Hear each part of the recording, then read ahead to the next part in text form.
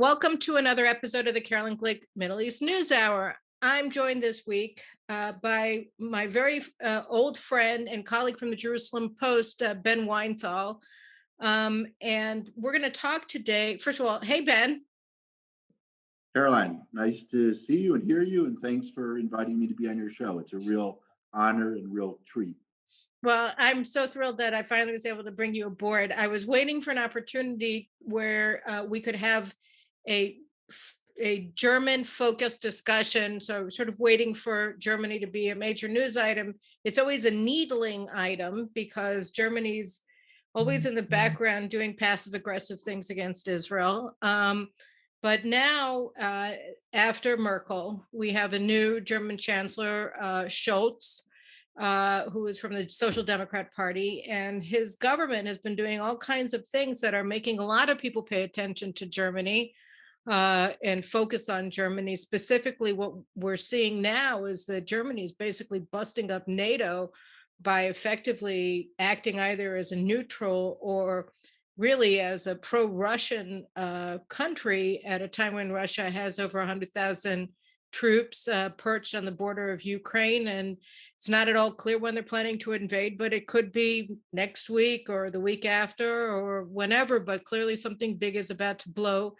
Germany has so far blocked Britain, or Britain didn't even ask if they could overfly German airspace when they were bringing arms to the Ukrainians, and they blocked Estonia from transporting, I think, German-originated arms to Ukraine this week. So I wanted to talk to Benny about Germany and NATO, but I also want to talk to him about Germany and Israel, because as I said, Germany has had a very passive-aggressive, more often aggressive than passive relationship with Israel, with the left in Germany having a long-standing affinity for the Palestinians and an extraordinary animosity to Israel.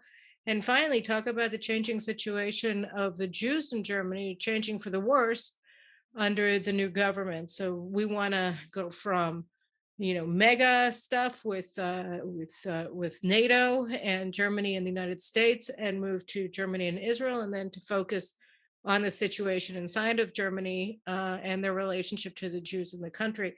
So, Benny, what can you tell us? Benny was I blew the introduction. Benny now is in Israel, and he focuses on Middle East issues. He does a lot with Iran. He's done a lot over the years with Iran and Europe, Iran and Germany. But from 2002 to 2016, he was a Berlin-based correspondent for the Jerusalem Post. And he had incredible insight into what was happening there. Some of the major stories that he broke have had reverberations to this day. For instance, he was the one who broke that there were over 1,000 Iranian and Hezbollah agents operating inside of Germany. I think that was in, you'll tell in a second, but that was instrumental in getting the Germans to outlaw Hezbollah finally in 2020. And so I could think of nobody better to talk about Germany with than Benny. So Benny, can you talk to us a little bit about the nature of this government and where it stands on NATO and where it stands on Russia and the United States? Sure. Thanks for the very kind introduction. Well, there's what's called a traffic light government or coalition in Germany right now.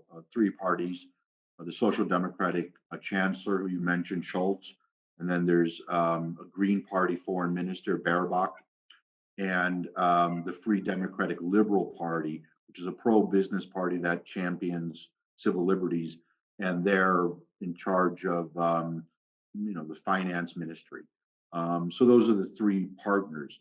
The conservatives are out; they were voted out. Merkel's party, the Christian Democratic Union, and this government actually turned out to be.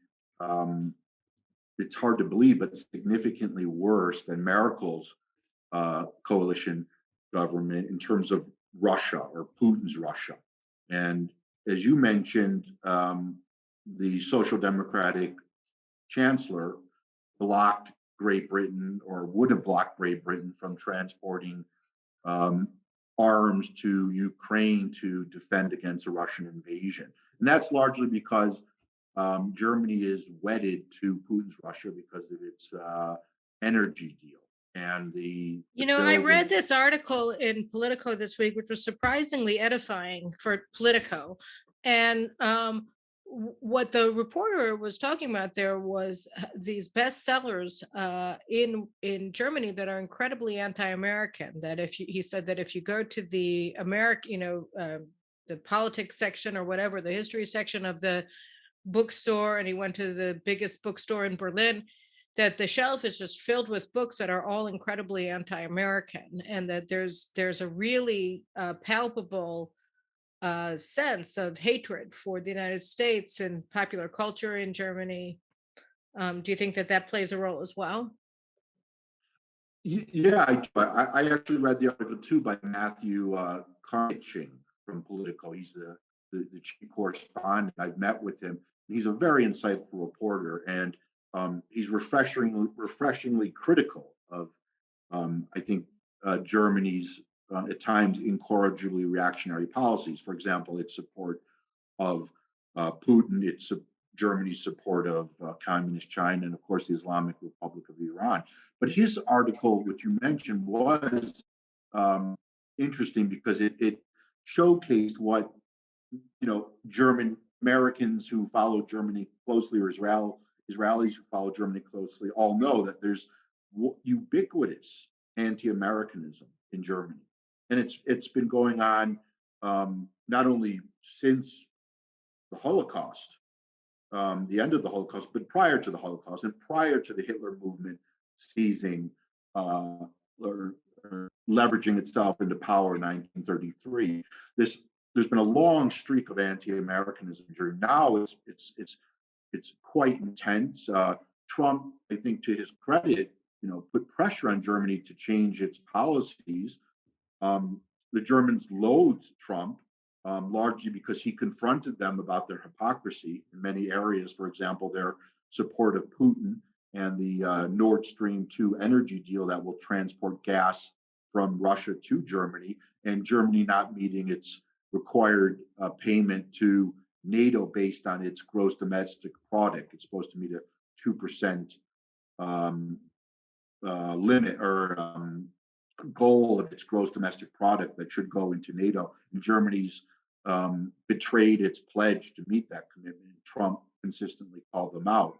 But these types of books, including anti-Israeli books, are when I walk into German bookstores, and I noticed this during my tenure in Germany, they were constantly on display in German bookstores and bestsellers, and the newspapers, for the most part, with the exception of a few papers from the Springer Publishing House, are filled with screeds against the U.S., against Israel.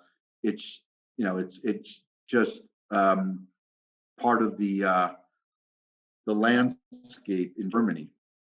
So, I mean, I think that I think that these things are linked to the gas transfers through the Baltics and their willingness to make policies that are so anti-American. I mean, what they're doing right now with Russia is it's indescribably, I mean, it's or inarguably anti-American. It's anti-Ukrainian, obviously, but this is a real slap in the face to the United States, and I think it shows just what a failure also Biden is, because the Germans did hate Trump, and they hated the Trump administration, and he didn't really like them very much either. But I I think that they were increasing their contribution to NATO under his presidency.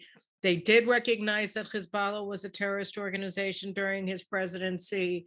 And we were talking beforehand about what an instrumental role Rick Grinnell, who was Trump's ambassador to Germany, played in that and many other very positive actions that happened in Germany. But all the same, they continued, they maintained their very close ties to Iran. They refused to acknowledge that Iran was in breach of the nuclear deal. and would not agree to the U.S. expectation, which was extremely reasonable, that the Germans and the French and the British side with the United States at the Security Council and reinstate the sanctions, the so-called snapback sanctions on the Iranians after the U.S. left the nuclear deal in 2018 because Iran was breaching it. Yeah, the Trump administration, to its credit again, took a very, and I'm not using this word in a pejorative way, but a very confrontational posture toward Germany. And when Rick Grinnell, who was the ambassador to Germany, the U.S. ambassador to Germany, was nominated and then confirmed, he really flexed U.S. power in Germany and forced the Germans to, for example, sanction Iran's Mahan Air, this really a terrorist airline that transports weapons to the Assad regime and helped Assad wipe out over 500,000 people in Syria. Grinnell really, through pressure tactics, forced the Germans to change their behavior. As you mentioned, he had a decisive role, in my view, in forcing the Germans to ban all of Hezbollah's activities in 2020, because he raised this, and I reported on this. Rick Grinnell raised in every single meeting with German officials the need to ban Hezbollah. He constantly increased the pressure. He demanded German businesses stop conducting trade with Iran. He called for sanctions on German officials, including from the foreign ministry, who were conducting sanctions, busting conferences in Germany to circumvent U.S. sanctions. This was someone who was concerned, obviously very concerned about U.S. security, but also international security and the security of Israel.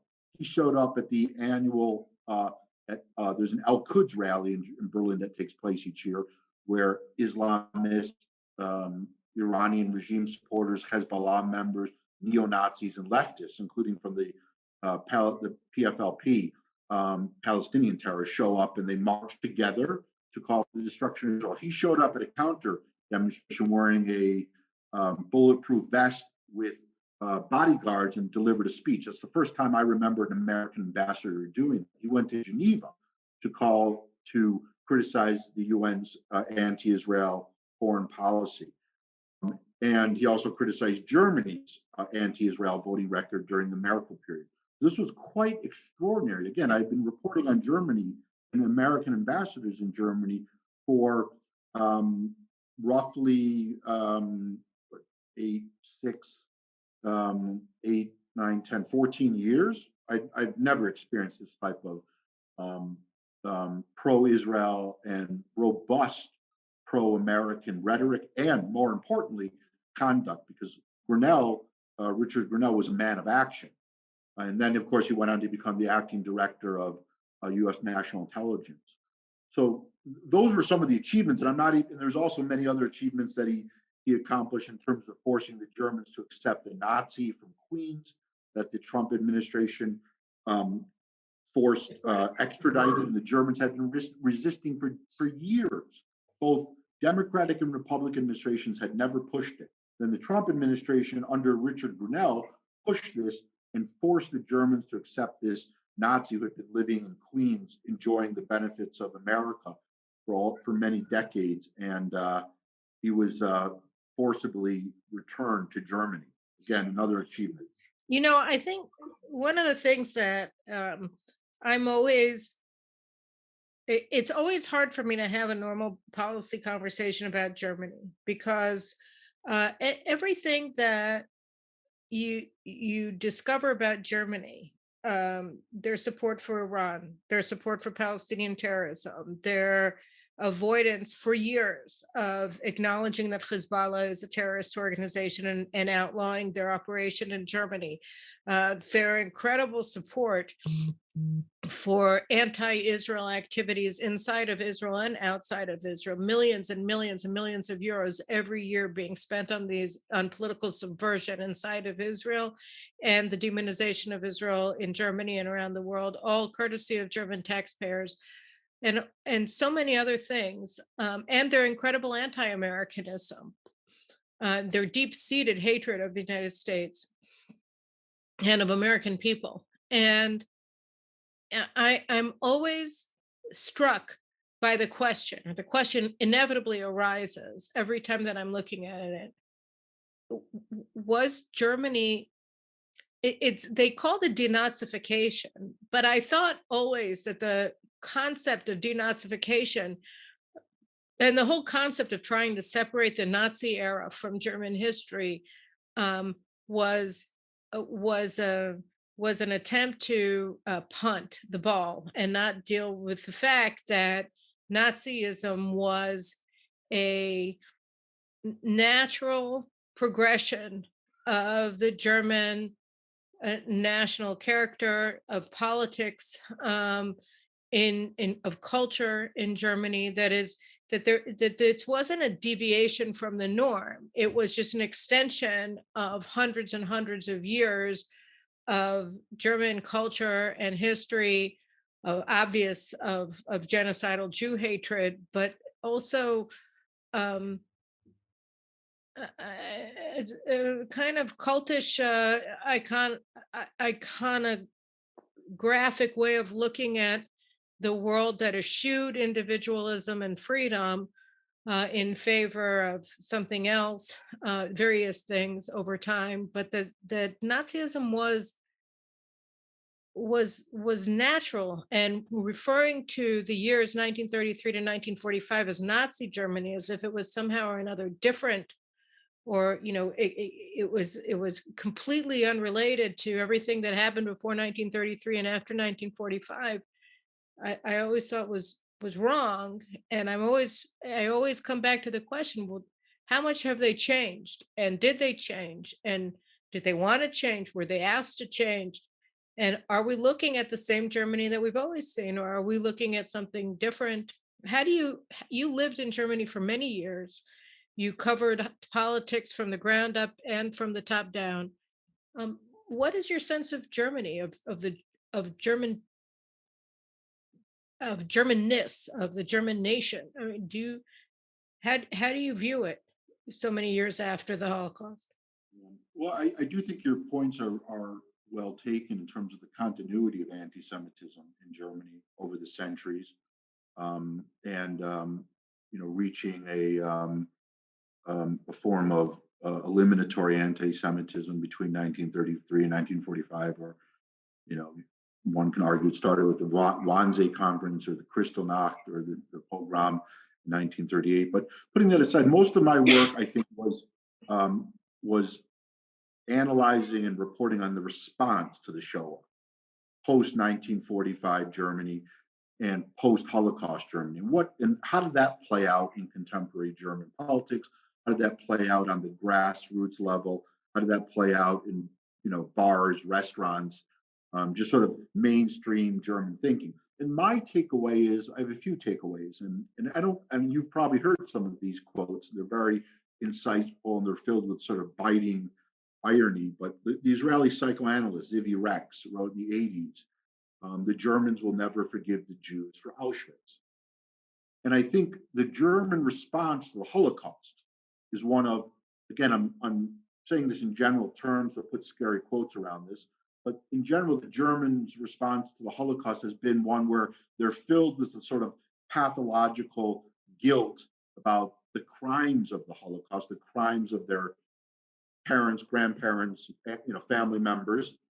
And in order to purge this pathological guilt, they turned Israel and Jews into a human punching bag, especially Israel. Israel's become that human punching bag because Israel, as we both know, is now viewed as this sort of collective Jew.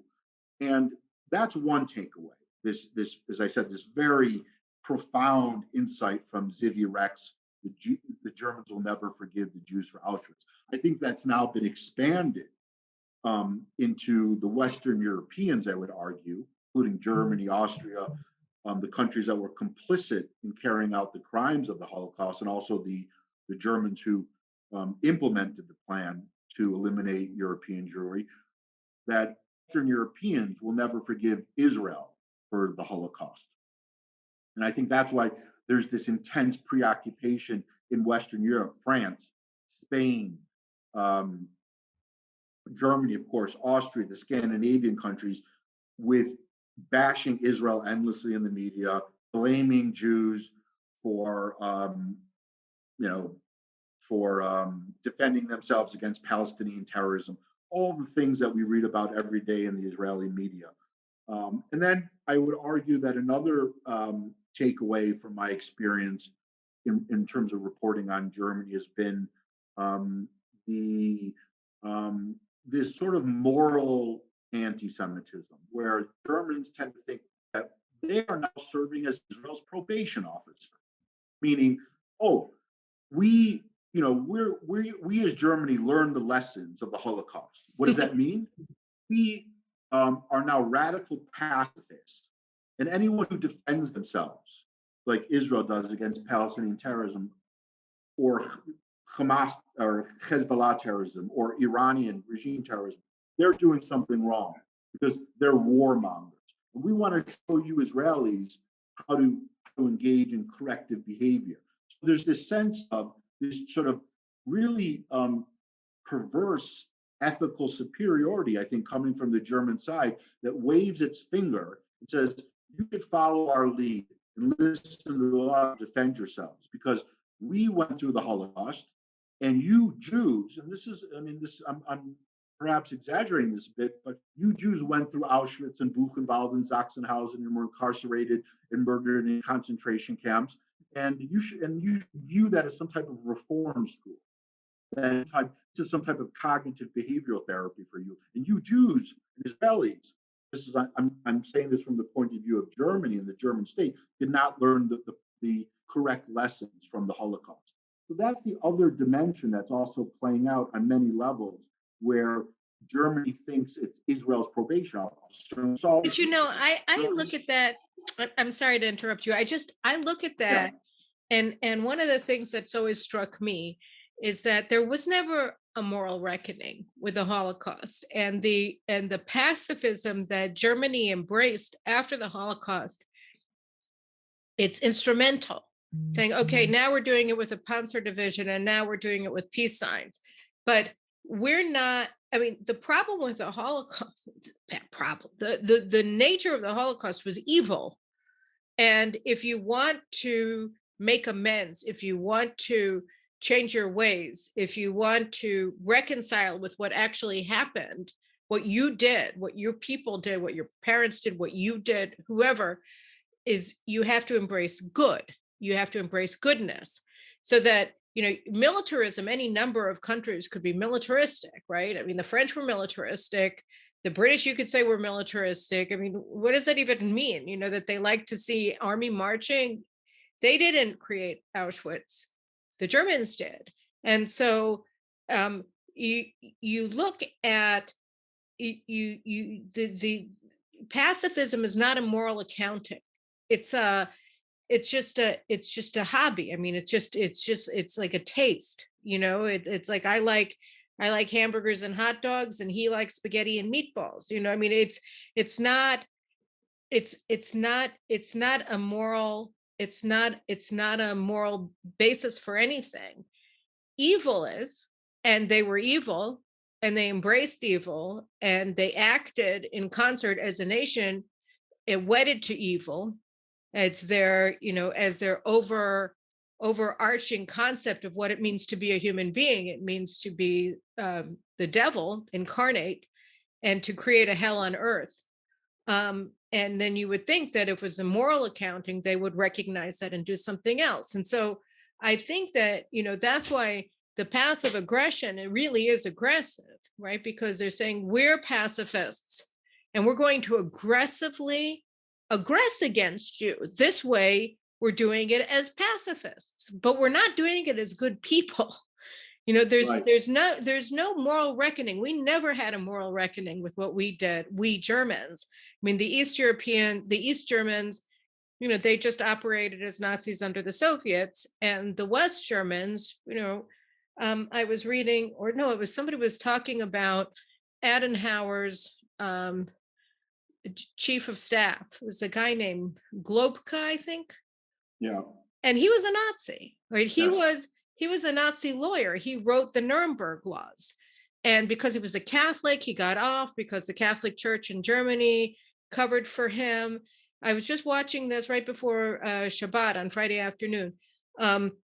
That they covered for him, that they hid everything that he did so that he could get, the denazification, get out of jail free card, and he basically ran Germany. And Guy started his explanation of this guy of Globka, saying that during the Eichmann trial, that Gideon Hausner, the prosecutor, pointed to the minutes of the protocol of some meeting where they were talking about the final solution, where they were talking about the annihilation of the Jews of Europe.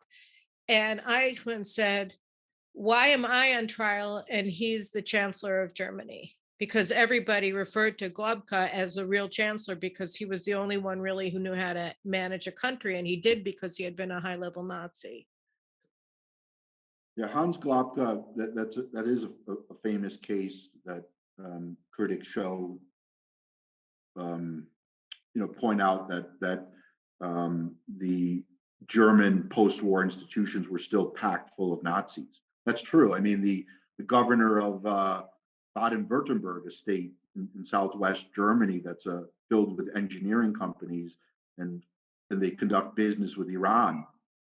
One company supplied technology to Iranian chemical missiles a few years ago that were used to poison 19 Syrians. The head of that state, in the 60s and the early 70s, Hans Filbinger, was a Nazi Marine judge who executed deserters. Globka is obviously at another level because, as you mentioned, he was basically, worked with Konrad Adenauer and was a raging anti-Semite. There's no question. And the denazification process was a joke. I mean, the Americans at that time just simply had German Nazis and fill out like basically some type of attitude survey or questionnaire saying, I agree to this, I agree to that, I agree to that. They filled out this questionnaire. I've seen the questionnaires, and that was it. You're denazified after you fill out this piece of paper. So now, did Germans today, so it's a mixed bag. Some will work through the history of their families, but I think this reconciliation jazz between Germans and Israelis, I'm not a big believer in that. I'm not a big believer in this whole German-Jewish symbiosis that people talk about, that people think existed in Germany. I think it's largely nonsense on stilts. That's my view. And it aids the Germans because they think that Israelis and Jews need to reconcile with them. That's not true. They need to reconcile with Israel and Jews. And how would they do that is pure practice. What does that mean? That means they would cut relations right now with the Islamic Republic of Iran, evict Iran's ambassador, recall their ambassador, sever all trade relations with Iran, pull out of the Joint Comprehensive Plan of Action in Vienna, right? Because Germany's formal policy is this: Israel is part of their state of being. That's what Merkel declared here in our backyard in Jerusalem, Caroline, as you know, in the Knesset in 2008. And it's laughable, right? It's empty rhetoric, as we know, because Israel is vehemently opposed to this phony, flawed nuclear deal that will allow Iran to build a nuclear weapons device. And Germany is one of the most zealous advocates of the deal. But in terms of the issues that you raise about Nazi ideology and post Hitler Germany, I do think those are real issues. And I think a lot of this ideology, this radical pacifism, I view as what Orwell described during World War II as a form of objective fascism, a position that Who called it that? Orwell. Oh, really? He's always got another one, doesn't he? There's no shortage of quoting Orwell, as we both know. And in this case, Orwell described the pacifist policy that was unfolding in 30s as a form of objective fascism, because you're aligning yourselves with fascists. And that's essentially what Germany is doing, I think, with their foreign policy. Right now, they're not only carrying the water for Putin, as Merkel did during her entire tenure. I mean, I wrote about this a few years ago in the Washington Examiner. I said Germany is currently, just to revisit your point at the opening of this discussion, Germany, I wrote a few years ago in the Washington Examiner, is not only a bad ally for the West and Israel, it's aligned essentially with communist China, Putin's Russia, and the Islamic Republic of Iran. And I took, people, there was some Twitter buzz about my article. How can you write this? Well, it's true. Look what we're seeing right now. They're not only carrying the water for Putin, they're actually objectively advancing Putin's jingoistic policies in Ukraine and throughout Europe. So it's no longer a question of being a bad ally. They're actually, one could argue, the Federal Republic of Germany is an adversary. And I think it has to deal with the fact that Germany is a very immature democracy. It's a very watered down democracy. It doesn't have the robust institutions that you see in the United States or Israel, I would argue. Its consensus on issues like Israel is basically across the board a policy that where there's no dissension among the political parties. I mean, one party is different, this Alternative for Germany, but they're not in power, and they're viewed critically because they're opposed to immigration from Muslim Islamic majority. countries. Yeah, Islamic countries. But again, the lack of diversity of opinion within the political parties, and their, the uniformity, as I mentioned, across these political parties and within the population, the widespread anti-American resentments, the widespread hatred of Israel among the population. And what's more disturbing, I would argue, is also the lack of any type of pro-Israel resistance movement or advocacy movement where you could use pressure to change the German government, as Rick Grinnell showed. Confrontation works in Germany. You're willing to flex your muscles and threaten the Germans and tell them, you know what, we're not going to buy Mercedes-Benz cars in the U.S. anymore. And that's where Trump was heading, as I understand it. There were signs that the Americans during the Trump administration were threatening the import of German automobiles. In my view, if that was enacted, that type of policy, the Germans would have immediately pulled out of the JCPOA. You know what's so funny is that what you're showing is that, with the Germans is as in 1938, right? That appeasement fails. You cannot appease them. That to the contrary, if you just stand up with that, just doesn't stand up to them, then you'll have a much better chance of getting your way. And here we see, the Biden administration came in. Oh, let's have a new page in our relations. We're going to erase everything that Trump did. We're going to let you do the Nord Stream 2, no sanctions, no nothing, be completely dependent on Russian gas. That's totally fine. And Russia already, they bought half of the German political class. I mean, right? And Gerhard Schroeder went from being chancellor to being the CEO of Gazprom or something like that in Germany, didn't Right. he? I mean, it was crazy. Like, I can't even believe that could happen. Although I guess Peter Schweitzer just reported yesterday that Joe Biden is president, and while he was vice president, he was making tens of millions of dollars from the Communist Party of China. So, that everything is unprecedented, I guess, these days. But I mean, if you just stand up to this bully, if you just stand up to Germany, then you might get somewhere. You're certainly not going to get anywhere by appeasing it. Exactly. I mean, to card out another British hero of mine, Winston Churchill, in addition to Orwell, famously said, great taste, and yeah. so rare. I never heard of anybody who appreciated Winston Churchill and George Orwell. These days, there's diminishing appreciation for those two. But Churchill, not among people with good taste like you. Thank you. Churchill famously said, the Hun, meaning the Germans, are either at your throat or your feet. Right. Right. Famous line. And he had this sort of sixth sense about how to understand the German psyche. And that quote sums it up. Right now, the Germans are at Biden's throat, as you point out.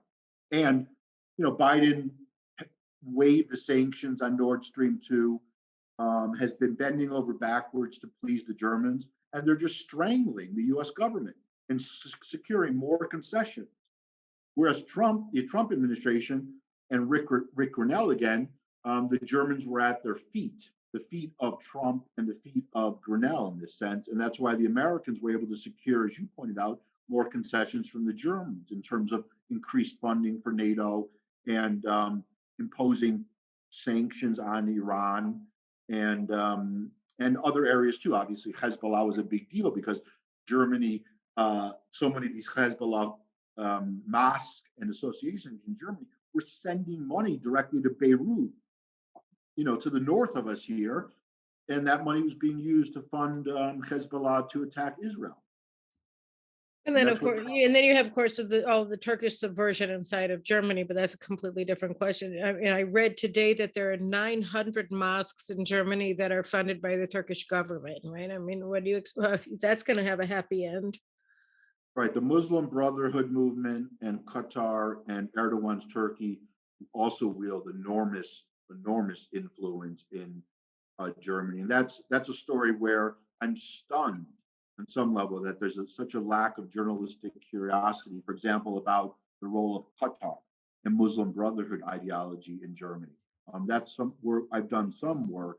And the one time there was criticism of Qatar's regime, which of course funds Hamas and is and Al Qaeda, right? I mean, and Iran. I mean, all of them, right? Exactly. Qatar is an enormously dangerous country. And, I reported on this for FoxNews.com a few years ago when I got the information that Qatar was funding Hezbollah. And then, of course, Rivlin I wrote about this for the Washington Examiner. Rivlin just when he was president, delivered a dossier to Biden in June that said Qatar's funding the IRGC, Iran's Revolutionary Guards Corps. But getting back to Qatar and Germany, just one point is in 2014, the former development minister, Gerd Mueller, announced, Qatar funds the Islamic State. And people went ballistic in the German government. He had to walk back his comment.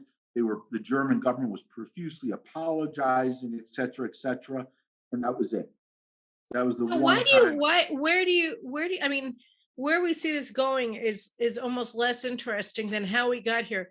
How do you explain the romance of radical Islam by the German government? I mean, they are welcoming. They're a welcoming environment. What Angela Merkel did in 2015 was just stunning in terms of allowing 1 million Syrians and other Muslim so-called refugees into Europe with eminently predicted and predictable consequences that we saw in places like the Bataclan nightclub and Charlie Hebdo and the kosher market and the Christmas market. Where was that? In Kern. And the New Year's Eve sexual mass, sexual harassment, rape in Kern, and all the rest of it. And now they're building now they're going to allow the mosque to have in the central mosque with 10,000 people or something like that, who are allowed to be there. It's all weird. Like, why? It's almost like she asked to be invaded by the Muslim world in 2015, and it's hard to really understand what it was about, because they said, well, she wanted to be welcoming after the Nazis, but why would you welcome in Nazis then? I mean, if you wanted to learn the lessons of the Holocaust and show that you've had some sort of, again, had a moral reckoning with what happened during the Nazi years, then why would you welcome in people who agree with the Nazi ideology, at least insofar as Jews are concerned?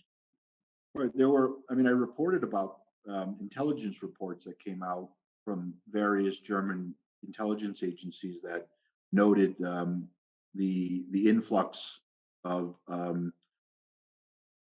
Muslims from various countries were not being vetted, and this was a high security risk and would contribute to anti-Semitism. It was all laid out, and Merkel just was indifferent, I think, to counterterrorism concerns about lethal anti-Semitism from these groups. And remember, as you pointed out, you just listed you just presented a running shopping list of Islamic terrorist attacks in France and in other countries. And Germany, 2016, right? You had a migrant, Muslim migrant, who plowed a truck into a Christmas market in Berlin, Berlin killed it an was. Israeli, right? Killed a number of people. One of the victims was from Israel. And it took Merkel, and I think this gives you a sense of a court, sort of a window onto the court of Merkel's psyche. It took her, I think, over a year to meet with the victims' families.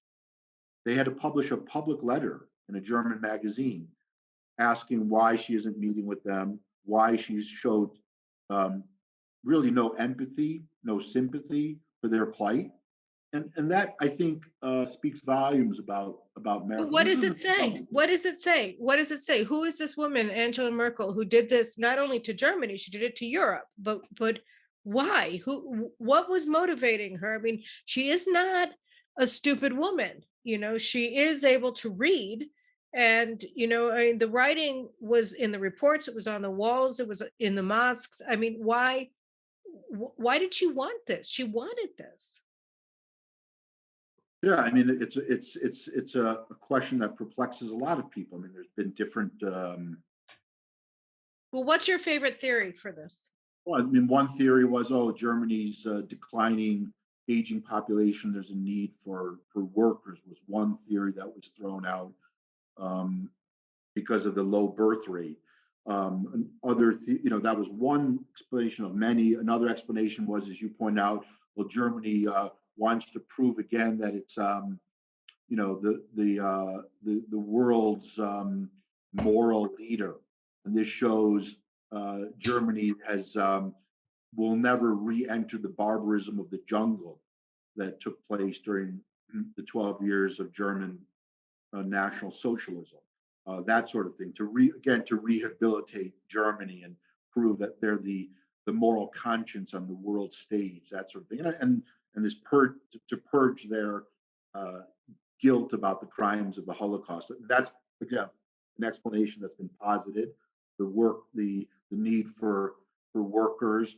Also, I think she's has counterterrorism, a major counterterrorism blind spot.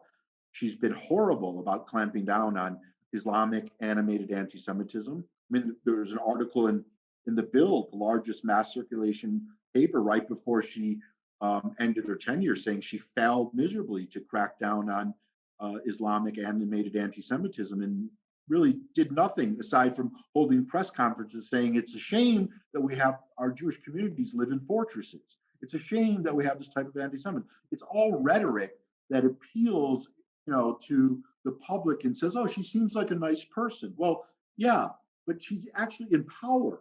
She could do something about this. And this isn't just limited to Merkel. I've been reporting the last 6 months about a German anti-Semitism commissioner in Baden-Württemberg who's paid to fight Jew hatred, who liked a Facebook post comparing Nazis with Zionists, and who mainstreams or enables a German-Iranian partnership between Isfahan, the city in Isfahan in Iran, and Freiburg, where Martin Heidegger taught, the Nazi German philosopher, the University of Freiburg. That's the university town. And they have this partnership. And what does Isfahan do every year? Well, I went to their website and I found out. And I found articles in the Iranian press. They call for the destruction of Israel each year in Isfahan, of course, in all the Iranian cities. And this is the same German commissioner, Michael Bluma, who enables the financing of a BDS organization through a largely state-owned bank in the state. So wait, let me just back it up for a second.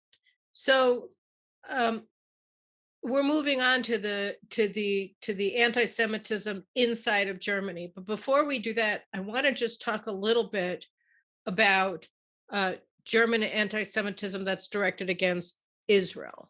And I'm in a way, I'm sorry. In a way, it's, I guess, I would try to explain why it was unavoidable. That the cultural aspect of German policy, to my mind, is extremely dominant. You have these people in America who argue over an idealist or a realist foreign policy, and one that's based on values, very roughly speaking, and one that's based on interests.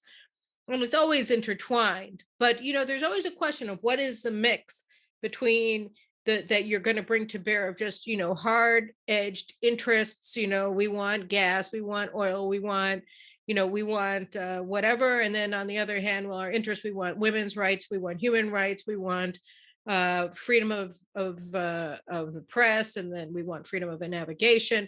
Where do you and with Germany, it always seems that culture dominates because the culture has been responsible for so many pathologies in German policy over the centuries. And so when we look at Germany's position on Israel, it really began to change. I mean, I think um, after the Six-Day War, although in West Germany there was always this underlining incredibly nasty hatred of Israel on the left, even before that. But after the Six-Day War, the German left in West Germany, which of course was very influenced by the East Germans, but still, I mean, they became increasingly anti-Israel to the point where you had German terrorists from the Baader-Meinhof group and others who were engaged in actual acts of terrorism with the Palestinians, including the Entebbe raid, and they were probably involved in the Munich Olympics massacre, and there's just a lot of stuff there. And so they've always had an element of the German left that has been very powerful, that has been violently anti-Israel. And now you have this policy of the German government for many, many years, which is engaged in a major way in political and economic and cultural warfare against Israel. And can you just talk a little bit about what it is that they do, and how do you see its position, how the Germans view it as a priority in their foreign policy? Right. Well, Germany and the government are, they subscribe to, most Germans and German governments subscribe to this deeply flawed view that the be all and end all of utopia in the Middle East is resolving the Palestinian Israeli conflict. We know that's utter nonsense and that's been debunked multiple scores of times, but they're still wedded to this view. I think it's also animated by their Israel, sort of an anti-Israel bias, and their pathological fixation with Jews. Now, in terms of their concrete anti-Israel policies, we know that the Merkel administration, year after year, and its foreign policy, or through its foreign policy, would line up with the jackals at the UN and bash Israel and vote against Israel practically resolution after resolution. There was no shortage of criticism coming from Germany at the UN. In fact, Christoph Heusgen, who was the German ambassador to the UN recently, and I reported on this, compared Israel to Hamas during a UN Security Council meeting. Thankfully, to the Wiesenthal organization, they included him 2 years ago on their list of the top 10 worst outbreaks of anti-Semitism, anti-Israeli conduct. He will now head the famous Munich Security Council. He's now the new director. So there's someone who's thinking, actually, his rhetoric said Israel is the same as a jihadi terrorist organization. And he announced this at the Security Council. Heusgen is disliked by many Israelis. I've reported on him over the years. He was Merkel's chief foreign policy advisor, by the way, before he became ambassador to the UN. So there's the UN realm. Then there's UNRWA, right, the relief organization for that basically, keeps, breathes fire and life constantly into maintaining this fiction that there are, 5 or 6 million, whatever, Palestinian refugees out there, and prolongs the Palestinian conflict and prolongs their grievance industry against Israel. This UN organization is receives, I think, the second largest donor, if I'm not mistaken. One of the major donors is Germany. When the U.S. pulled out during the Trump administration, Germany filled the gap in terms of funds. So Germany loves UNRWA. Again, Germany that contributes to prolonging the Palestinian conflict and inflaming it through its contribution to UNRWA. Then you have all these German, as you mentioned earlier, NGOs and think tanks, whether it's the Rosa Luxemburg Foundation, or the Heinrich Boll Foundation, or the Friedrich Ebert Foundation in Germany, where they spend their time publishing reports bashing Israel, and they're based in Israel and also in Judea and Samaria. And these organizations, many of their representatives, for example, from a woman from the Heinrich Boll Foundation in Ramallah, Bettina Marx, and I think it's important to name these people because Germans frequently do not like to be mentioned in Israeli press or in American Jewish publications when you call them out. And too often we don't name names. Bettina Marx, has basically defended Hamas in Gaza.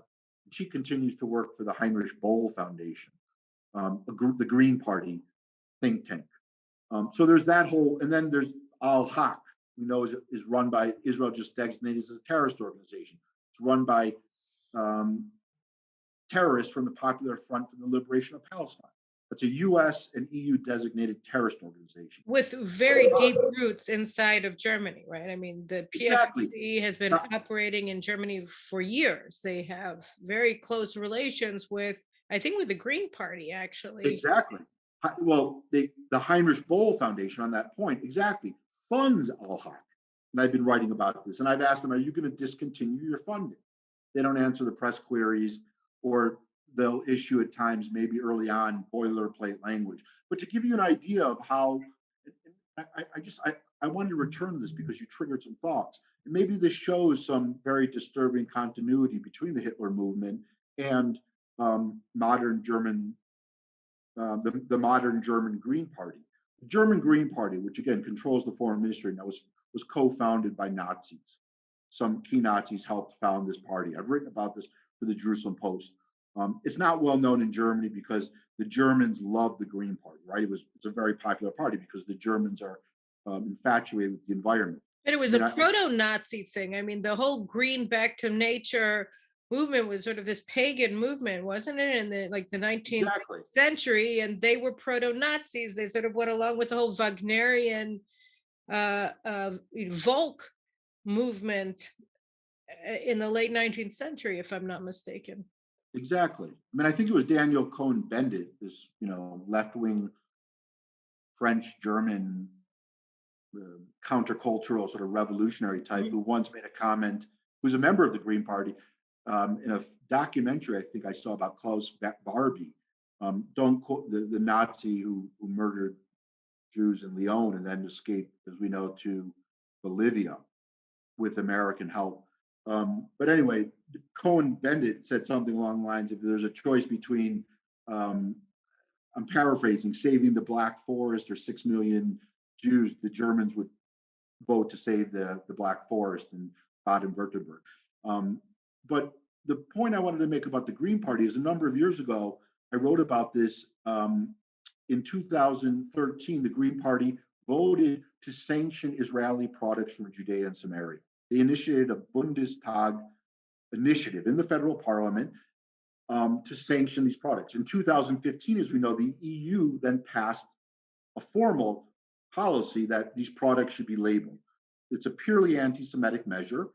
The Netanyahu government correctly pointed out this harks back to the 30s and the boycott of Jewish businesses during the Nazi period. But the Greens were the first party, the first major Western European party to actually push this, and the EU adopted it 2 years later. Where did the Greens get this language? It's kind of interesting. That some folks made the link. A year before the Greens introduced the initiative in 2013 in the federal parliament, in 2012 in an East German state, the neo-Nazi party, NPD, introduced a similar initiative. I analyzed the language of both initiatives to sanction products, to label sanctioned products from Judea and Samaria. The language was identical. I wrote the Green Party and I said, did you lift the language? Did you plagiarize the language from the Nazi Party a year ago? Because the language is practically identical. Now, it's kind of interesting that the Green Party, which claims to be anti-fascist, is completely aligned with Germany's this small neo-Nazi party, the NPD, on the sanctioning of Israeli products from Judea and Samaria. So, so let's go for a second. We don't have that much time left, but let's go to the Jews in Germany. First of all, how many Jews even live in Germany now? Well, there's roughly, I think, the current figure. I'd have to go to the website of the Central Council of Jews in Germany to see how many are registered, but I believe it's a little over 95,000. Right? It was over 100,000, but it's decreasing. Most of the Jews, the majority, are Jews from the former Soviet Union, and they're they're elderly or middle-aged. There's not a lot of young Jews living in Germany, and there may be another. Those are the registered members of the community, because the government in Germany finances the German Jewish community. So the community is completely dependent on the government for funding for its centers and synagogues. And then there might be, they say, another 100,000 unregistered Jews in Germany. We simply don't know. So, a couple of things there.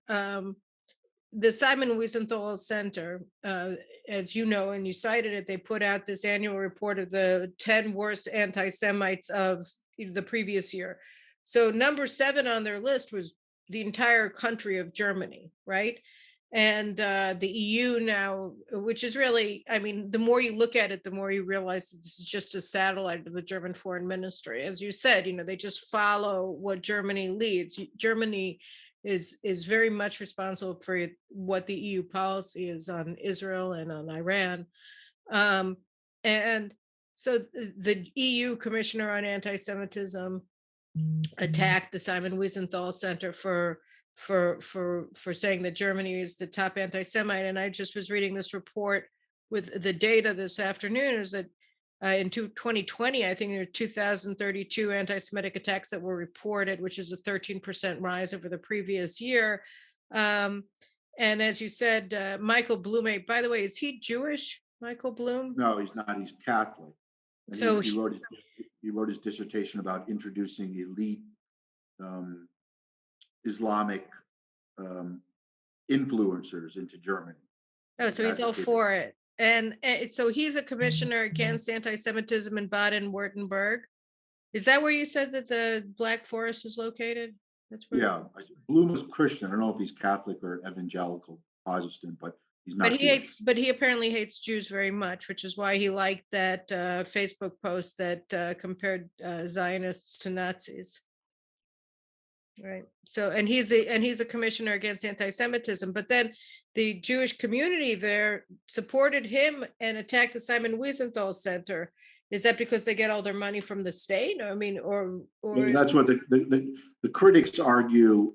Yes, because they're dependent on Bluma and the state of Baden-Württemberg for their funding.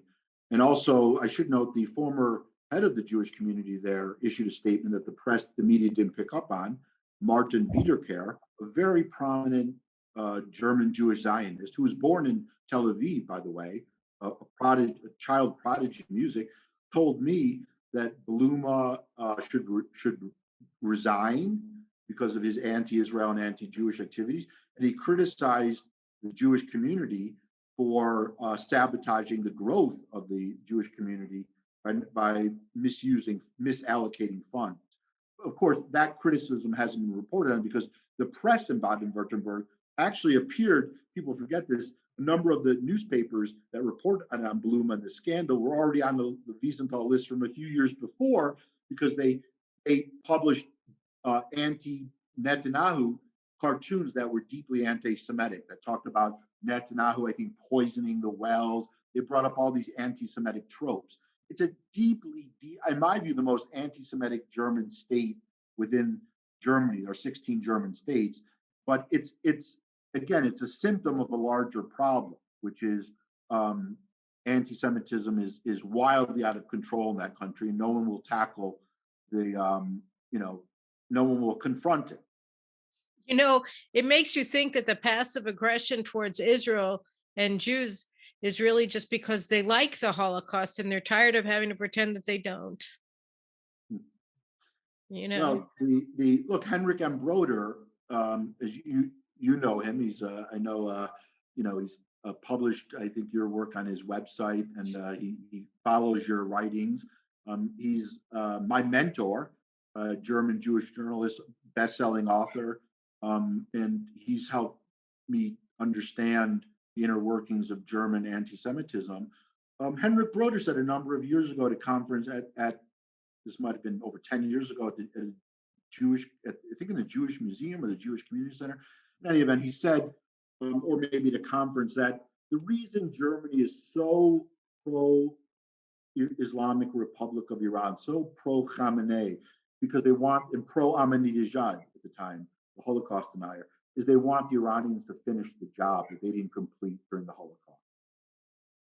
That was Henrik announced that. And, one could argue there's certainly some truth to that, because they are going to great lengths to enable the Islamic Republic of Iran to advance its nuclear program, its missile program, and they're largely silent about Iran's, the regime's genocidal anti-Semitism. One note I want to mention about that EU commissioner, Katharina von Schnurbein, who's a German national, who's the commissioner to combat anti-Semitism with the UN. Interesting. at the UN or the EU? I thought she was at the EU. Excuse me, the EU, UN, they're both deeply anti-Semitic institutions on some level. Schnurbein, I asked a number of times for Jerusalem Post articles, will you urge the EU to outlaw all of Hezbollah? Right now, the EU has not outlawed it because of France. France has impeded the full ban, which would stop, funding of Hezbollah from the European Union, Right. including in France. Schnurbein said, "Oh, I have to punt that over to someone else in the EU." I asked her on Twitter and I asked her in press queries, but you're the EU commissioner to combat anti-Semitism. Hezbollah murdered 5 Israelis and a Bulgarian Muslim in 2012 in Burgas, Bulgaria, and Hezbollah has murdered Jews across Europe. It's the most lethal anti-Semitic terrorist organization out there, outside of the Islamic Republic of Iran. Why can't you say whether the EU should outlaw it? She refuses to say. And that's the same person who has in my view, the Chutzpah. The chutzpah, and also a highly obnoxious and highly arrogant attitude to criticize the Wiesenthal Center, who criticized the state of criticized, as you point out, all of Germany, because it wasn't just Bluma and Baden-Württemberg and Kretschmann, the president of the governor of Germany, and the interior minister Strobel. They also criticized Deutsche Welle, right? Because that's a bottomless pit of anti-Semitism. The newspaper. It's a publicly funded website. It's like the BBC, but it's for Germany. But they employed Arabs from different countries in the Middle East who denied the Holocaust and engaged in the typical pro-Hezbollah views. But this, in my view, Katharina von Schnurbein should resign. If she's not in a position to say, as EU commissioner, the EU should ban all of Hezbollah because, again, it promotes eliminatory anti-Semitism, then why is she in that position? In fact, all these commissioners, it means every German state has a commissioner right now to combat anti-Semitism, which shows you that the Germans are in an incredibly defensive posture, right? They failed miserably to combat anti-Semitism, so they assign a commissioner. The problem with that, I would argue too, is it disempowers the Jewish community, right? Because the Jews now say, "Oh, we've got a commissioner to fight anti-Semitism. We could outsource the fight instead of taking on the fight ourselves." That means they should arm themselves, like the Jews in Italy. Michael Ledeen has written about this, as you know, he's a big fan of your work. He's a good friend of both of ours. Yes, Michael has written about how the Jews in Rome are self-organized and they're armed, and that's why you don't read about these types of incidents that take place in Germany. The Jews in Germany have turned inward and they've outsourced the fight with the help of the German government to these commissioners who are clueless about anti-Semitism. They Or don't like view it, or or like or subscribe promote to, it you know. or They think promote that it like the commissioner against of anti-Semitism is supposed to be for anti-Semitism. That it's right or supposed to promote promote it for the promotion of anti-Semitism. or promote it like Michael Bluma, who also, and again, compared an anti BDS activist, Malka Goldstein Wolf, she got Roger Waters kicked off German television because of his BDS activity through her campaign. He equated her in an essay with Adolf Eichmann, this German commissioner in Baden-Württemberg. So you have these commissioners who are either promoting anti-Semitism, in the case of Bluma, who don't view anti-Semitism as a counterterrorism project, and at the same time, you're weakening the Jewish community. I mean, the whole point of muscular Zionism, right, came from Germany, right? It was a German Jewish Zionist who used the term, right, muscular Zionism or muscular Jewry, which we know means muscular Zionism. And what are they doing? I mean, it's backwards. Let Jews control their own security, like they do in Great Britain. And in Britain, at least the Jews there are organized and fighting back. They fought back against Corbyn, and they defeated Corbyn and that anti-Semitic movement within the British Labour Party. In Germany, the German Jewish community should replicate, in my view, the same model they have in Great Britain, because at least they'll secure some sense of self-respect and dignity, and not turn themselves into a form of servility.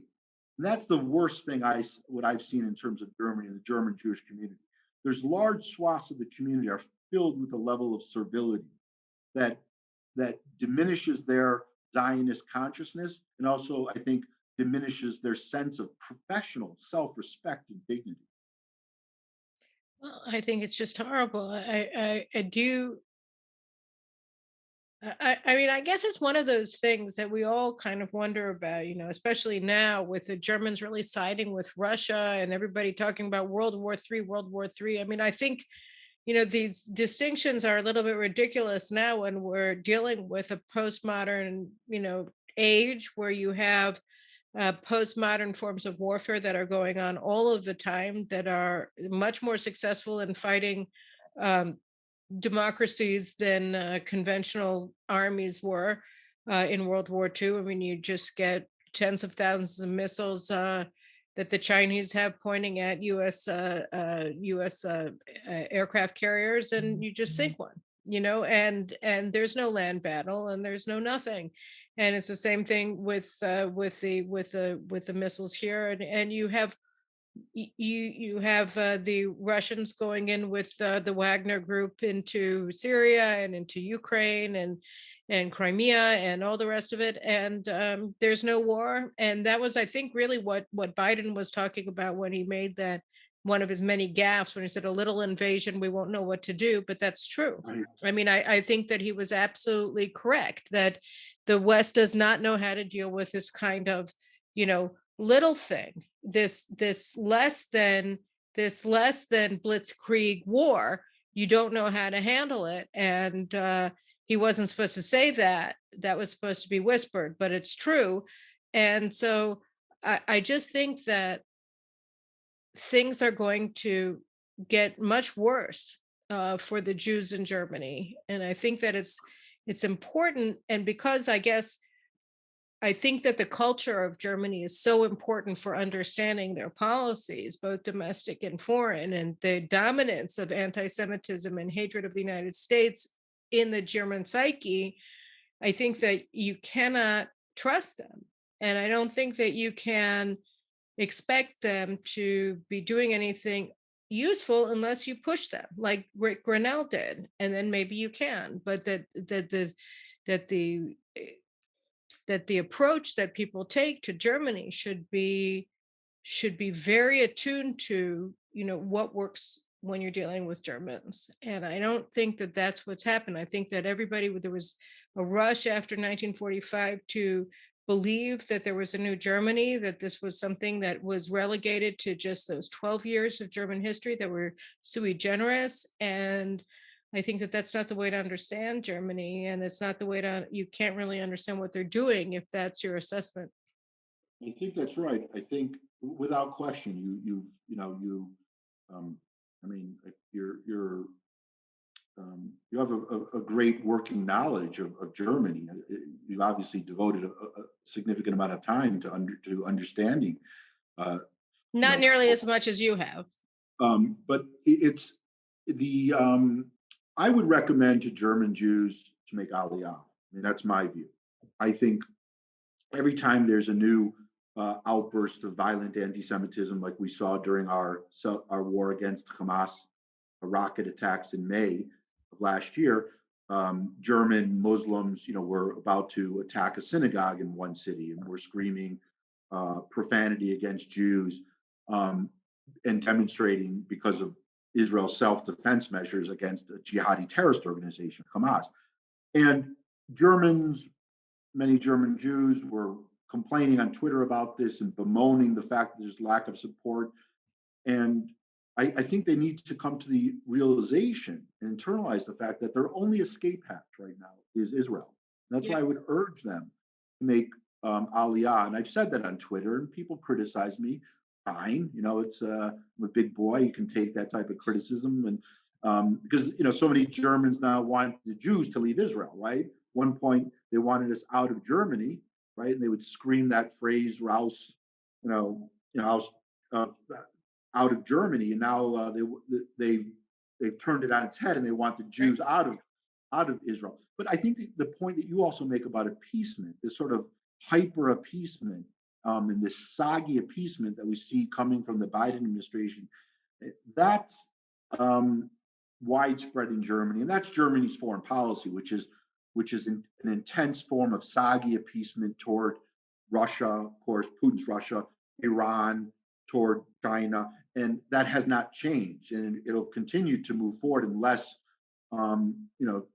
there's a tough U.S. administration that's willing to crack down on Germany and bring along its allies like Britain and the other countries to crack down. And the only way to do that, as I mentioned, is to threaten Germany's economy.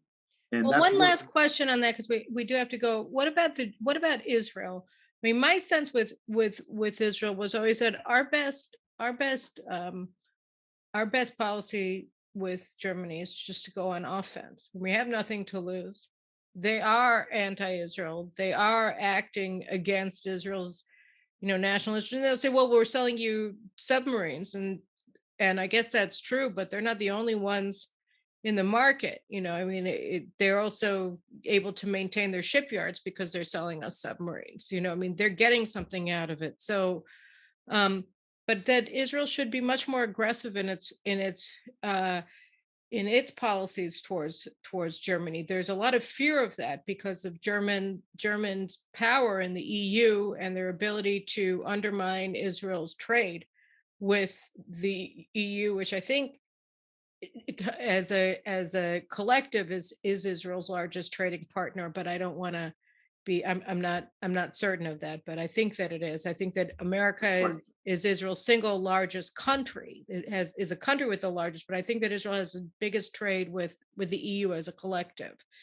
So Israel is very frightened of or concerned that Germany will boycott us economically or make the EU do much more aggressive economic warfare against Israel. So, but I wonder whether Israel should take a more aggressive stand against Germany.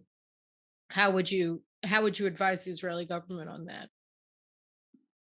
Well, yeah, I mean, I think um, Germany's, Germany's policy toward many of these European countries is, we're not going to pick a fight with France or Germany or Britain because the relations are sort of stable and they're um, not yet, imposing economic sanctions on us because of our conflict with the Palestinians. So there's sort of this laissez-faire approach to many of these countries, and Germany's one of them. But again, as you mentioned, Germany's the economic engine of Germany and dominates foreign policy on the continent. And that's where Israel could influence a change in Germany's anti-Israel conduct if Israel is willing to, you know, be a bit more assertive in terms of outlining where Germany is damaging Israel's relations. And there's, ambassadors. There's been some exceptions where I've gotten some comments from the embassy, but in general, they're very tight-lipped. They don't want to talk about their disputes in public, which I think hurts Israel because the thus far experience has showed that this sort of negotiating within the embassies and negotiating within the foreign ministries and not within the public realm actually has helped Germany. Germany doesn't want an open conflict with Israel, so I think Israel does have a fair amount of leverage in terms of its core defense and security issues that it could raise in the public realm and try to change Germany's policy. For example, Iran's regime, certainly one could argue the UN bashing and the delegitimization, because that is I recently had a discussion with Jacob Nagel. That is one of the top 10 top security priorities for Israel, to stop this sort of delegitimization of Israel. And Germany's playing a key role in different venues. And then, of course, within the EU, trying to stop the sanctioning, I think, of Israeli products. I mean, Germany did really nothing to stop the EU from labeling Israeli products in 2015. Well, they started it, right? Like, as you said, Yeah, it started in Germany. They started it. So the fact that there's why Israel doesn't change its posture toward Germany is kind of inexplicable to me, because it shows the examples that I've presented. Yes, they're from the United States, but if Germany is aligned with the United States, there could have been on many of these issues, you can reverse Germany's largely anti-Israel foreign policy. All right. Well, listen, I think that's sage advice. I certainly would embrace it wholeheartedly. I don't think that the foreign minister Israel is currently experiencing is going to do anything like that. But I think we have to keep plowing on and telling the truth about the nature of Germany and what it's doing and what its policies are. And I could think of nobody better to do it with than Ben Weinthal. And so I'm so happy that you were able to join me today for today's show. And we're going to have you back, not just to talk about Germany, but also to talk about Iran, because Benjamin is a fount of knowledge on all things related to Iran and human rights in particular. So we'll have you on again. I'll be very happy to have you back. And I thank you very much for coming today. Well, thanks for carving out the time. And it was a real pleasure to speak to you and your audience. I know you have a massive following, and it's as I said to many folks, I say over and over, Caroline Glick is Middle East intelligence requires that one read your column. Well, I appreciate it. And all of you, if you're watching for the first time, make sure you subscribe to the channel and share this podcast with everybody that you can think of, everybody who you know, everybody who you met once in an elevator. Just send it out. Let's get it out. Let's get the news out, because more people that understand what's going on, the better our chance of actually doing something rational in this world. So thank you very much. We'll see you next week. Thank you, Benny, again, and take care. Have a great weekend. Bye-bye.